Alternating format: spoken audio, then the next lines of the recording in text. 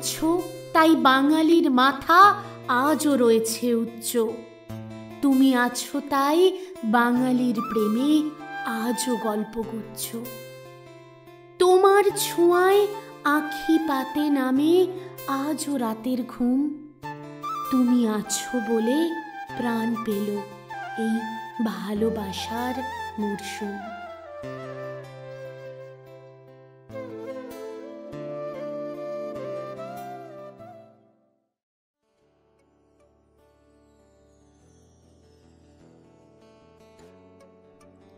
নমস্কার ভালোবাসার মরশুমের বন্ধুরা, কেমন আছো সবাই? আজ থেকে আবার একটা নতুন যাত্রা শুরু।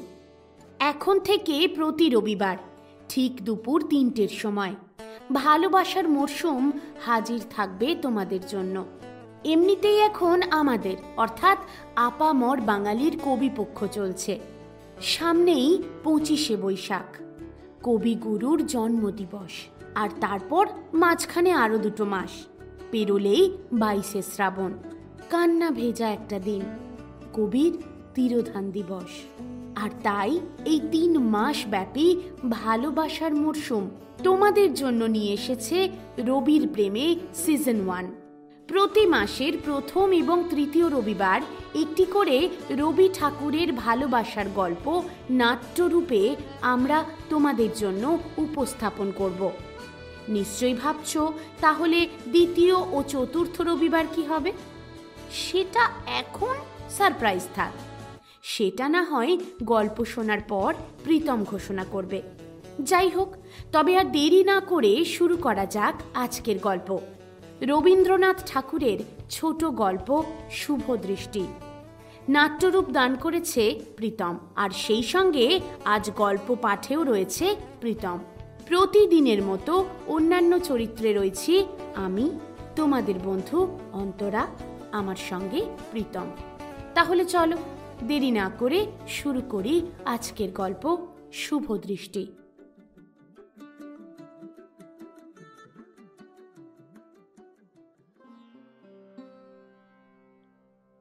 কান্তিচন্দ্রের বয়স অল্প। প্রথম স্ত্রী বিয়োগের পর সিদ্ধান্ত নিয়েছিলেন আর দ্বিতীয় বিয়ে তিনি করবেন না। তাই সংসার ধর্মে তার খুব একটা আগ্রহ ছিল না, বরং পশু পাখি শিকারেই বরাবর আনন্দ পেতেন কান্তিচন্দ্র। আপাত দৃষ্টিতে রোগা ও লম্বা চেহারার কান্তিচন্দ্রের ছিল তীক্ষ্ণ দৃষ্টি, আর শিকারে ছিল অব্যর্থ লক্ষ্য। তার পোশাক পরিচ্ছদ ছিল বেশ সাহেবি ধাঁচের। নিঃসঙ্গ কান্তিচন্দ্রের অনুচরের অভাব ছিল না।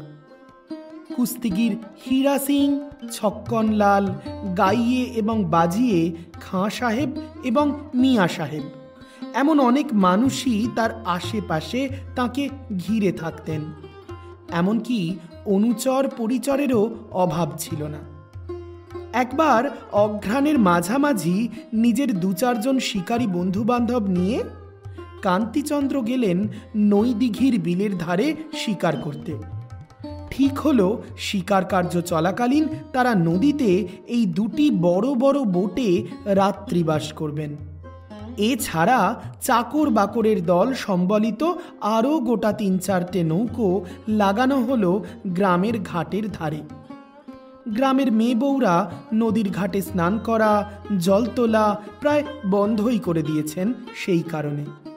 তার ওপর সমস্ত দিন বন্দুকের আওয়াজ আর হই হুল্লোড় গ্রামের মানুষদের বেশ আতঙ্কেই রেখেছে। একদিন সকালে কান্তিচন্দ্র বোটের বাইরে বসে কিছু একটা কাজ করছিলেন। ঠিক তখনই তার এক অনুচর বন্ধু তাকে এসে বললেন, কি হে কান্তি, সকাল সকাল উঠে পড়েছ দেখছি। আজ শিকারে যাওয়ার তোড়জোড় করছো বুঝি? হ্যাঁ বন্ধু, তা তো করছি বটেই। এই তো দেখো না, বন্দুকের চোঙ নিজে হাতে পরিষ্কার করছি। তা বেশ, আজ কি ওদিককার জঙ্গলটা একটু দেখবে নাকি ভায়া? হ্যাঁ, গেলেই হয়।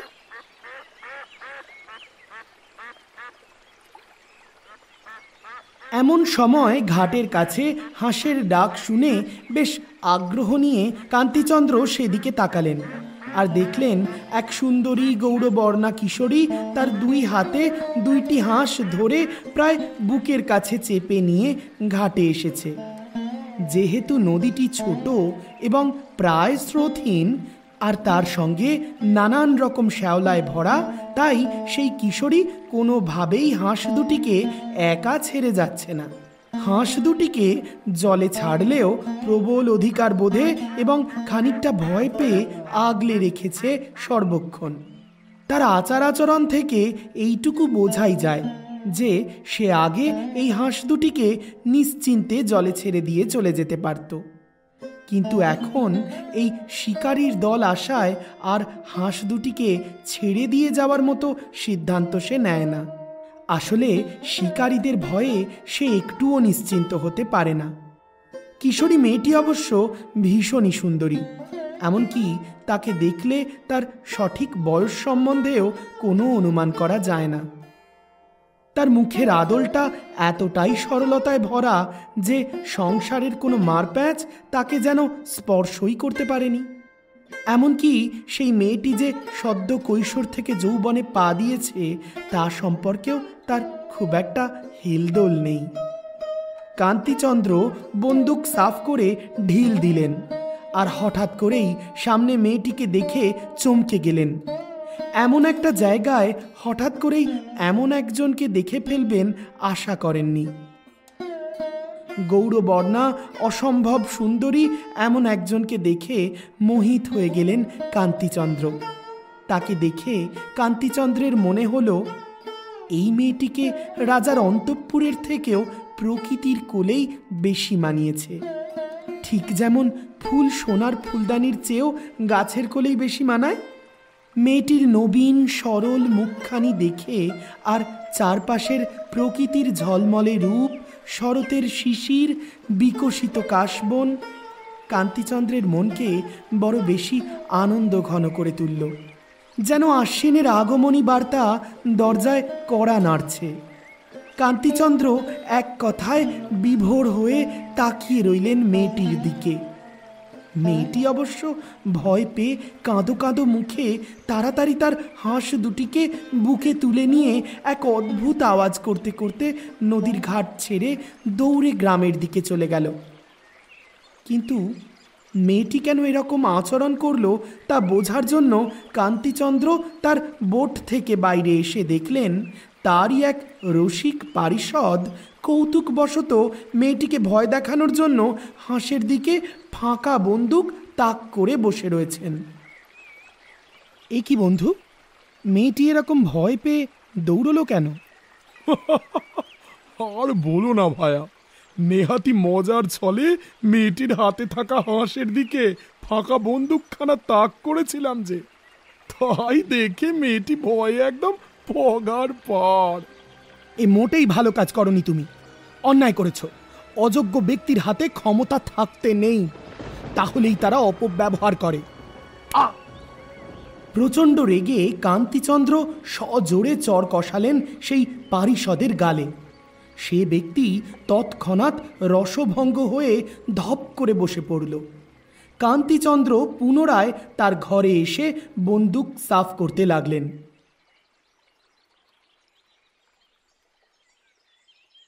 সেদিন বেলা প্রায় ৩ প্রহর।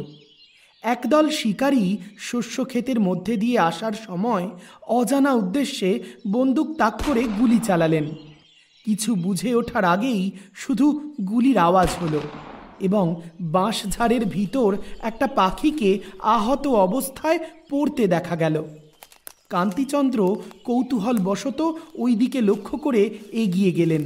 পৌঁছলেন একটি অত্যন্ত সাধারণ গ্রাম্য পরিবেশে। দেখলেন গোলা ভরা ধান, বড় একটা গোয়াল ঘর, আর পাশেই একটা কুল গাছ তলায় সেই মেয়েটি বসে একটি আহত পাখিকে শুশ্রূষা করার চেষ্টা করছে। নিজের শাড়ির আঁচলটা গামলার জলে ভিজিয়ে পাখিটার ঠোঁটে একটু একটু করে জল ঢেলে দেবার চেষ্টা করছে। পোষা বেড়ালটা কোলের ওপর বসে ঘুঘু পাখিটার দিকে দেখার চেষ্টা করছে, আর মেয়েটি কিছুক্ষণ পর পর বিড়ালটির মুখের সামনে তর্জনী দেখিয়ে বিড়ালটিকে থামানোর চেষ্টা করছে। পল্লীগ্রামের এই নিস্তব্ধ দুপুর বেলায় এমন হৃদয় বিদারক দৃশ্য কোনোভাবেই সহ্য করতে পারলেন না কান্তিচন্দ্র। মেয়েটির কোলে গাছের ছায়া এবং রোদ যেন খেলা করে যাচ্ছে। গোয়াল ঘরে আদুরি গাভীগুলো মাটিতে বসে অলসভাবে শিং দোলাচ্ছে আর লেজ নাড়িয়ে মাছি তাড়াচ্ছে। বাঁশের ঝাড়ে খসখস শব্দে শীতের উত্তরে হাওয়ার আগমনের জানান দিচ্ছে। কান্তিচন্দ্রের সেদিন নদীর ধারে যাকে বন্য বনশ্রীর মতো দেখতে মনে হয়েছিল, সেই মেয়েটিকেই এখন যেন স্নেহ বিগলিত গৃহলক্ষ্মীর মতো দেখতে লাগছে। এ আমি কাকে দেখছি? এ যেন সাক্ষাৎ মা লক্ষ্মী। শুনেছি মা লক্ষ্মী খুব একটা শোরগোল পছন্দ করেন না, শান্ত নিস্তব্ধতাই তার পছন্দ। আর আমার কাঁধে বন্দুক, এ আমি খানিকটা আত্মগ্লানি ঘিরে ধরল কান্তিচন্দ্রকে। মনে মনে বলল, যেন বামাল শুদ্ধ চোর ধরা পড়লাম। কিন্তু কি করে যে বলি তোমায়, পাখিটা আমার গুলিতে আহত হয়নি। এই কৈফিয়ত তোমাকে কি করে দেব আমার জানা নেই। কেমন করে যে তোমায়। হঠাৎ করেই ঘরের ভিতর থেকে কেউ একজন ডাক দিলেন, সুধা, ও সুধা, কোথায় গেলি সুধা মা? মেয়েটি তাড়াতাড়ি পাখিটিকে নিয়ে ঘরের ভিতর চলে গেল। কান্তিচন্দ্র উঠোনে দাঁড়িয়ে মনে মনে ভাবল, আহা, সত্যিই উপযুক্ত নাম বটে, সুধা। কান্তি তৎক্ষণাৎ নিজের হাতের বন্দুক দলের একজনের হাতে ধরিয়ে বলল, বন্দুকখানা রাখো, তোমরা এখানেই অপেক্ষা করো, আমি একটু ভেতর থেকে ঘুরে আসছি। আগে হুজুর। কান্তিচন্দ্র ভিতরে গিয়ে দেখলেন এক প্রৌঢ় মুণ্ডিত মুখ শান্ত ব্রাহ্মণ দাওয়ায় বসে হরিভক্তি বিলাস পাঠ করছেন। কান্তিচন্দ্র উপলব্ধি করলেন ওই বালিকার দয়ার্দ্র মুখের সঙ্গে এই শান্ত স্বভাব প্রৌঢ়ের মুখের মিল যথেষ্ট। ভিতরে আসতে পারি? কে? তৃষ্ণা পেয়েছে ঠাকুর, এক ঘটি জল পেতে পারি? নিশ্চয়ই, আপনি এইখানে বসুন, এখনই আনছি জল। ঘরের ভিতর থেকে পিতলের রেকাবিতে কয়েকটি বাতাসা ও কাঁসার গেলাসে জল এনে ব্রাহ্মণ কান্তির সামনে ধরলেন। জল খাওয়া শেষ হলে ব্রাহ্মণ জিজ্ঞেস করলেন, তা বাবা, আপনার পরিচয়? আমি কান্তিচন্দ্র। ঠাকুর, আপনার যদি কোনো উপকার করতে পারি তাহলে কৃতার্থ হই। তখন নবীন বাড়ুজ্জে বললেন, বাবা, আমার আর কি উপকার করবে? তবে সুধা নামে আমার একটি মেয়ে আছে, তার বিয়ের বয়স হতে চলল। যদি তাকে সৎপাত্রে দান করতে পারি তাহলে সংসারের ঋণ থেকে মুক্তি লাভ করতে পারি। কাছে কোথাও ভালো ছেলে দেখি না, দূরে সন্ধান করার মতো সামর্থ্য নেই। ঘরে গোপীনাথের বিগ্রহ আছে, তাকে ফেলে কোথাও যেতে চাই না। কান্তি বললেন, আপনি নৌকায় আমার সঙ্গে সাক্ষাৎ করলে পাত্র সম্বন্ধে আলোচনা করতে পারি। তারপর কান্তির পাঠানো চর চারিদিকে বন্দ্যোপাধ্যায় কন্যা সুধার কথা যাকেই জিজ্ঞেস করে প্রত্যেকেই জানায়, ও মেয়ে তো লক্ষ্মীমন্ত মেয়ে, সুধার আমাদের কোনো তুলনাই হয় না। তার পরের দিন নবীন বন্দ্যোপাধ্যায় কান্তিচন্দ্রের সাথে বোটে গিয়ে দেখা করলেন। কান্তিচন্দ্র ব্রাহ্মণকে দেখে নতমস্তকে প্রণাম করে বললেন, যদি কিছু মনে না করেন ঠাকুর, আমি আপনার মেয়েকে বিয়ে করতে চাই। আমার মেয়েকে তুমি বিয়ে করবে? আপনার যদি সম্মতি থাকে আমি প্রস্তুত আছি। বেশ অবাক হয়ে বৃদ্ধ বললেন, সুধাকে বিয়ে করবে? হ্যাঁ ঠাকুর। তখন নবীন স্থিরভাবে বললেন, তা দেখাশোনা? কান্তি তখন এমনই ভাব দেখালেন যেন তিনি সুধাকে কখনো দেখেনইনি। তবুও তিনি পাত্রী দেখতে অস্বীকার করে বললেন, সে ঠাকুর দেখাশোনার কি আছে, একেবারে শুভ দৃষ্টির সময়ই না হয়।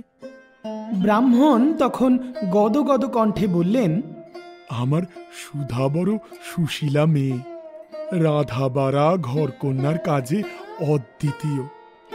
তুমি যেমন তাকে চোখে না দেখেই বিয়ে করতে প্রস্তুত হয়েছ, তেমনি আশীর্বাদ করি আমার সুধা পতিব্রতা সতীলক্ষ্মী হয়ে চিরকাল তোমার মঙ্গল করুক।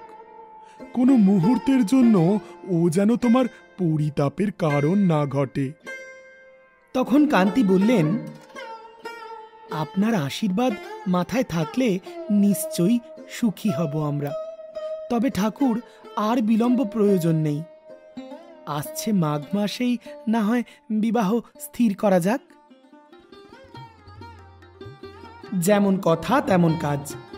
মাঘ মাসের গোধূলি লগ্নে হাতি চড়ে, মশাল জ্বালিয়ে, বাজনা বাজিয়ে বর বাবাজি এলেন বিয়ে করতে।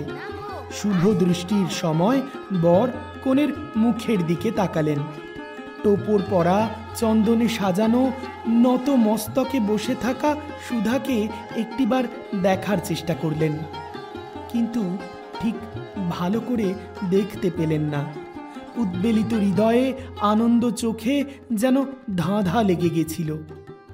বাসর ঘরে পাড়ার সরকারি ঠান দিদি মস্করা করে বললেন, তা বর বাবাজি, বলি মেয়ের মুখটা তোমার ঘোমটা খুলে দেখো দেখি। দেখো দেখো তোমার গিন্নিকে ভালোভাবে সাজিয়ে দিতে পেরেছি কিনা। কান্তি যখন তার নববিবাহিত স্ত্রীর দিকে তাকালেন, চমকে উঠলেন। হৃদয় যেন মোচড় দিয়ে উঠল। একটা বাজ পড়ার শব্দ হলো যেন তার মস্তিষ্কে। হঠাৎ করে যেন বাসর ঘরের সমস্ত প্রদীপ নিভে গেল, আর এই অন্ধকার প্লাবনে নববধূর মুখটা যেন কালিমা লিপ্ত হয়ে পড়ল। কান্তি মনে মনে বললেন, এই মেয়ে তো সেই মেয়ে নয়। দ্বিতীয় বিবাহ করব না বলে প্রতিজ্ঞা করেছিলাম। সেই প্রতিজ্ঞাকে অদৃষ্ট কেমন করে অদ্ভুত পরিহাসে তুড়ি মেরে ভেঙে দিল। কত ভালো ভালো বিয়ের প্রস্তাব অগ্রাহ্য করেছি, কত আত্মীয় বন্ধু বান্ধবদের অনুরোধ অবহেলা করেছি। অর্থের প্রলোভন, রূপ খ্যাতির মোহ সমস্ত কাটিয়ে অবশেষে কোন এক অজ্ঞাত পল্লী গ্রামে বিলের ধারে এই অজ্ঞাত দরিদ্রের ঘরে এত বিড়ম্বনা। এবার লোকের কাছে মুখ দেখাবো কেমন করে? মনে মনে এ কথা ভাবতে ভাবতেই প্রথম রাগ হলো শ্বশুরের উপর। তাকে ডেকে বললেন, প্রতারক আপনি! এক মেয়ে দেখিয়ে আর এক মেয়ের সঙ্গে বিয়ে দিলেন। সঙ্গে সঙ্গে মনে মনে কান্তি ভাবলেন, বিয়ের আগে তো বৃদ্ধ মেয়ে দেখাতে চাননি তেমনটা নয়, বরং সে নিজেই মেয়ে দেখতে অসম্মতি জানিয়েছে। বুদ্ধির দোষে সে ঠকে গিয়েছে।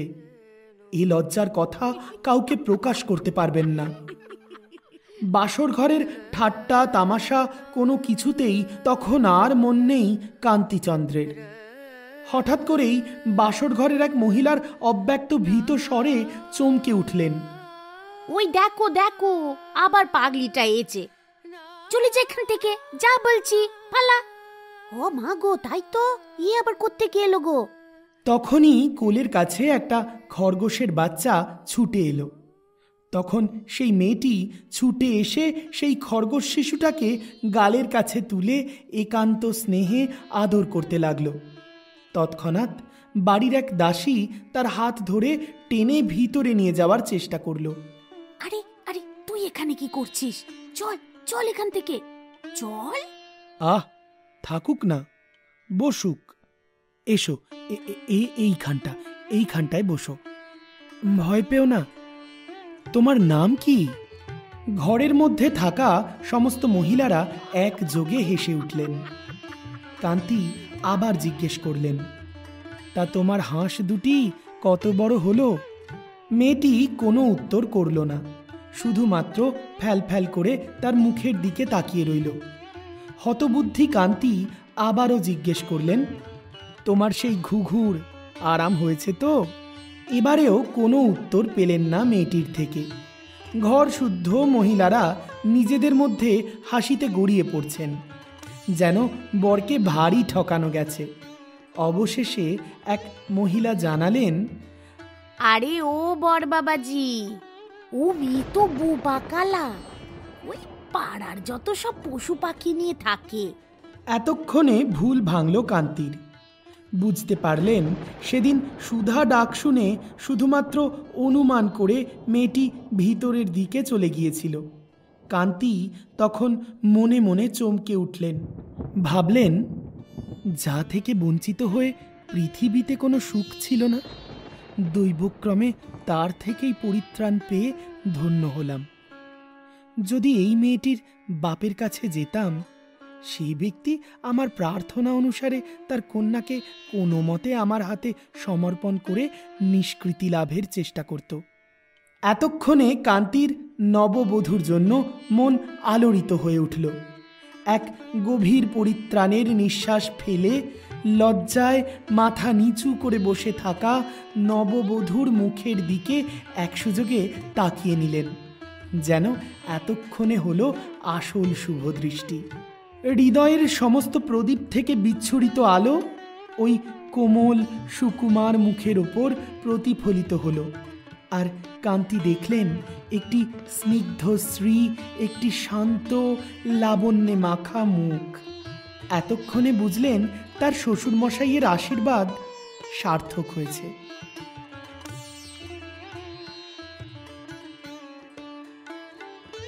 আজকের গল্প রবীন্দ্রনাথ ঠাকুরের শুভ দৃষ্টি এতটুকুই। প্রতিদিনের মতো কয়েকটা কথা বলে চলে যাব। যদি এই গল্পটা আপনাদের ভালো লেগে থাকে তাহলে অবশ্যই একটা লাইক এবং কমেন্ট চাই। আর যদি আপনি আমাদের চ্যানেলে নতুন হন তাহলে অবশ্যই চ্যানেলটি সাবস্ক্রাইব করার অনুরোধ রইল। আর তার সাথে নোটিফিকেশন পাওয়ার জন্য বেল আইকনটা প্রেস করতে কিন্তু ভুলবেন না। এখন থেকে ভালোবাসার মরশুম ওয়েবসাইটেও অ্যাভেলেবেল www.ভালোবাসারমরশুম.com। এই ওয়েবসাইটে সমস্ত লেটেস্ট গল্পগুলো শুনতে পাবেন আপনারা। ওয়েবসাইটের লিংক ডেসক্রিপশন বক্সে দিয়ে রাখলাম। আর তার সঙ্গে রইল ভালোবাসার মরশুমের ফেসবুক পেজের লিংক, সম্ভব হলে ফলো করে দেবেন। এবার থেকে ভালোবাসার মরশুম শুধুমাত্র মঙ্গল আর শুক্রবার নয়, সপ্তাহে 3 দিন অর্থাৎ রবিবারেও। প্রতি মাসের প্রথম এবং তৃতীয় রবিবার দুপুর 3টে আসবে রবীন্দ্রনাথ ঠাকুরের গল্প অবলম্বনে একটি করে ভালোবাসার গল্প, যা নাট্যরূপে আপনাদের কাছে উপস্থাপন করব আমরা। এছাড়া প্রতি মাসের দ্বিতীয় ও চতুর্থ রবিবার আমরা একটি নতুন ইভেন্ট শুরু করতে চলেছি।